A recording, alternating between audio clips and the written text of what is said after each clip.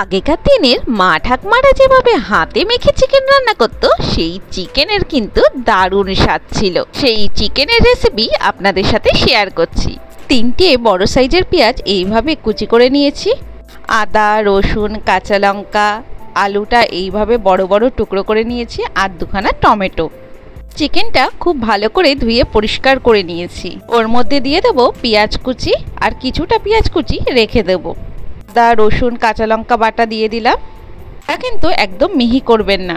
1 চামচ মতো হলুদ গুঁড়ো, স্বাদ মতো নুন, 2 চামচ লঙ্কার গুঁড়ো, 1 চামচ জিরের গুঁড়ো, 1 চামচ ধনের গুঁড়ো, দিয়ে দিচ্ছি কাঁচা সর্ষের তেল।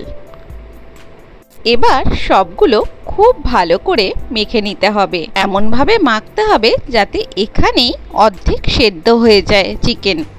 ভালো করে 5 মিনিট মতো এরকম কচলে কচলে মেখে নিতে হবে। আমার রান্নাটা যদি ভালো লেগে থাকে অবশ্যই লাইক, কমেন্ট, শেয়ার করবেন।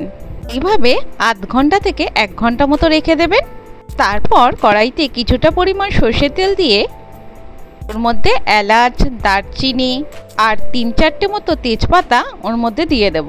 শুকনো লঙ্কা ফোড়ন থেকে যখন স্মেল বেরোবে সেই সময় পেঁয়াজ কুচি আর আলুটা এর মধ্যে দিয়ে লালচে করে ভেজে নেব।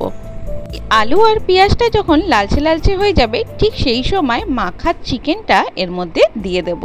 তারপর যেই 2টো টমেটো রেখেছিলাম সেই 2টো টমেটো এর মধ্যে দিয়ে ঢাকা দিয়ে রাখবো। 5 মিনিট ঢাকা দিলেই দেখবেন কত জল বেরিয়ে গেছে চিকেন থেকে। ঠিক সেই সময় টমেটোগুলো এইভাবে ভেঙে ভেঙে দিতে হবে। একটু নাড়াচাড়া করেই আবার আমি এটাকে ঢাকা দিয়ে রেখে দেব। ভীষণ টেস্টি এই হাতে মাখা চিকেন, বাড়িতে কিন্তু অবশ্যই ট্রাই করবেন। আবারও 10 মিনিট পর্যন্ত ঢাকা দিয়ে রেখেছিলাম। চিকেনটা মোটামুটি সেদ্ধই হয়ে এসছে। এই সময় এর মধ্যে 1 চামচ মতো চিকেন মশলা দিয়ে দেব। একটু নাড়াচাড়া করে নেব। আলুগুলো মোটামুটি আমার সেদ্ধ হয়ে গেছে। এই সময় আলুগুলো এখান থেকে তুলে নিতে হবে, না হলে বেশি সেদ্ধ হয়ে গলে যেতে পারে। এর জন্য তুলে আলাদাভাবে রেখে দিতে হবে। এবার চিকেনটাকে খুব ভালো করে কষতে হবে।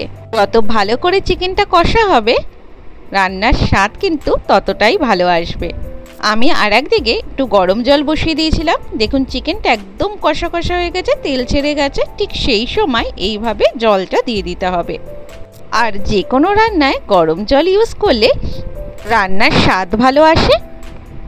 জলটা দেওয়ার পরে এবার আমি আলুগুলো এর মধ্যে দিয়ে দিলাম। দারচিনি আর এলাচ দিয়ে আমি বাটা গরম মশলা করে রেখেছিলাম, সেই গরম মশলাটা এর মধ্যে দিয়ে দেব। ঢাকনা দিয়ে 5 মিনিট মতো রেখে তারপরে গ্যাসের ফ্লেমটা বন্ধ করে দেব। দেখুন কালারটা কি সুন্দর এসছে।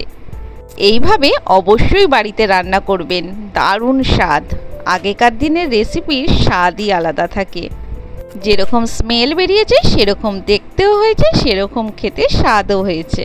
আমার রেসিপিটা ভালো লাগলে আমার চ্যানেলটিকে সাবস্ক্রাইব করে দেবেন। Thank you.